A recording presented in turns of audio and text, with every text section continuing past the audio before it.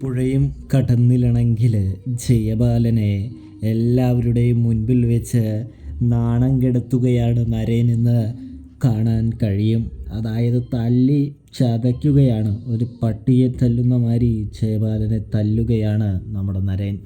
ഇതേ സമയം ജയബാലൻ പറയുന്നുണ്ട്, എന്നെ നിനക്കൊന്നും അറിയില്ല, നിന്നെ ഞാൻ അധികം അങ്ങനെ വിടൊന്നുമില്ല, നിൻ്റെ വിളച്ചിലൊക്കെ ഞാൻ അവസാനിപ്പിക്കുന്നുണ്ട് എന്ന് പറയുന്നത് കാണാൻ സാധിക്കും.